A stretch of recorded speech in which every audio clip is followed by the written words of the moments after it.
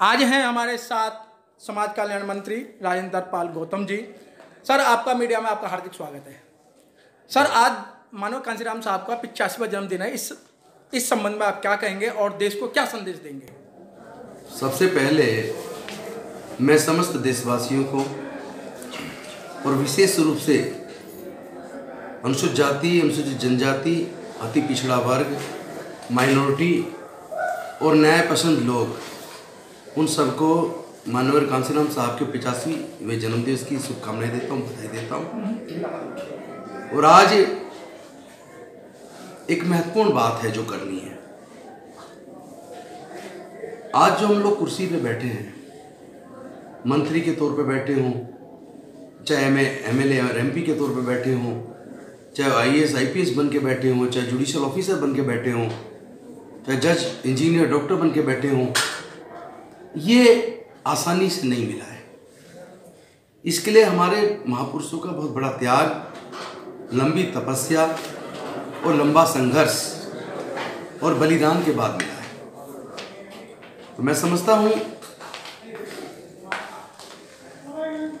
जो बुद्ध के बाद संत कबीर, गुरु नानक जी, संत रविदास जी, बिरसा मुंडा जी, साहू जी महाराज जी, पेरियार ईवी रामास्वामी नायकर जी,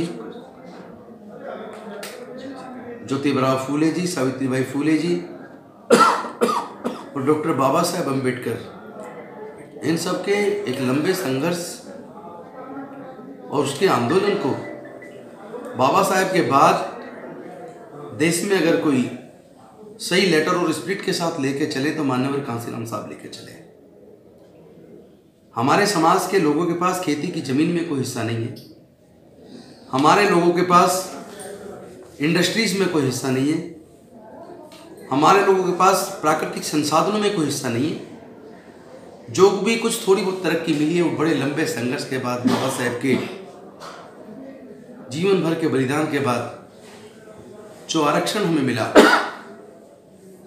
और जो पढ़ने लिखने का मौका मिला, उसकी वजह से हमारे लोग छोटी मोटी नौकरियों में आए, फिर बड़ी नौकरियों में भी आए, जज बने, इंजीनियर बने, डॉक्टर बने, आईएएस बने, आईपीएस बने, अच्छी से अच्छी पोस्ट तक पहुंचे, एमपी बने, एमएलए बने, मंत्री बने, यहाँ तक कि राष्ट्रपति बने, सर्वोच्च न्यायालय के मुख्य न्यायाधीश बने। ये सारा कोई अचानक नहीं हो गया। जिस समाज को लगभग 4000 साल तक जिसके पढ़ने लिखने पर बंदिश लगा के रखी, जिसके धन संपत्ति अर्जित करने पर बंदिश लगा के रखी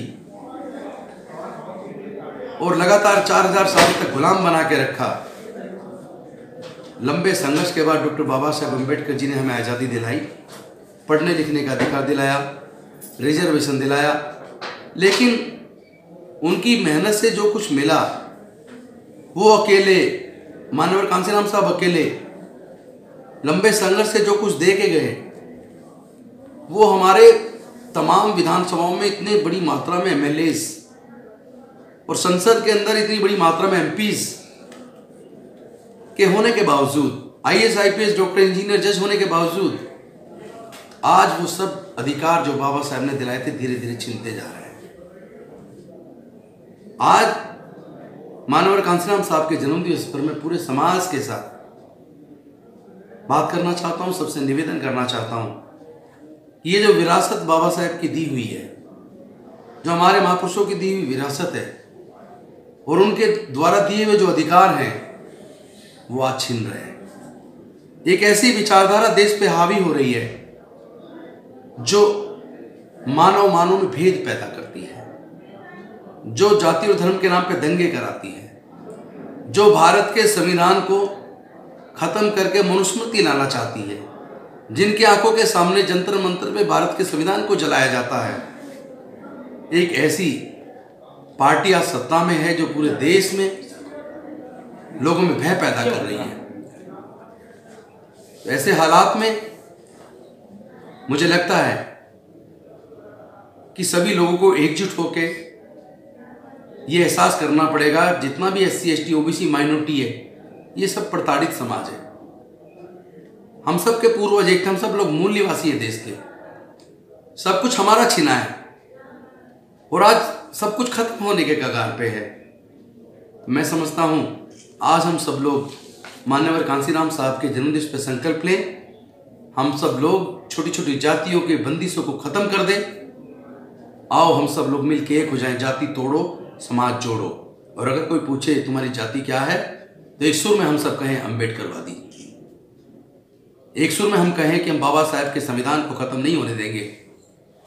हम सब लोग तय कर लें आने वाले 2019 के चुनाव में, जो चुनाव अब चंद दिनों में शुरू हो रहा है, इसमें इस तानाशाह सरकार को, मोदी जी और अमित शाह की जोड़ी को हम हर कीमत पे सत्ता से बाहर करके रहेंगे। हम अपनी वोट को बंटने नहीं देंगे।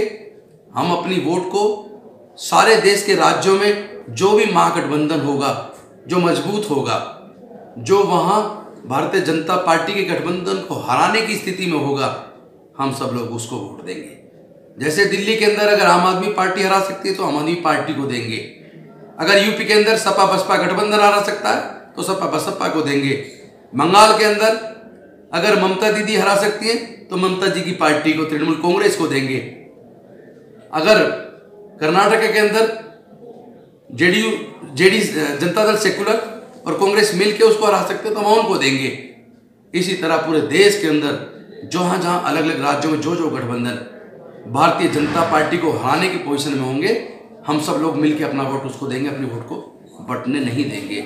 इस संकल्प को आज हम मान्यवर कांसीराम साहब के जन्मदिन पे स्वीकार करें और इसी संकल्प के साथ एकजुट हों और संविधान को जिताना है, तानाशाह को हराना है। बहुत बहुत धन्यवाद। जय भीम, जय Bharat. Thank you so much.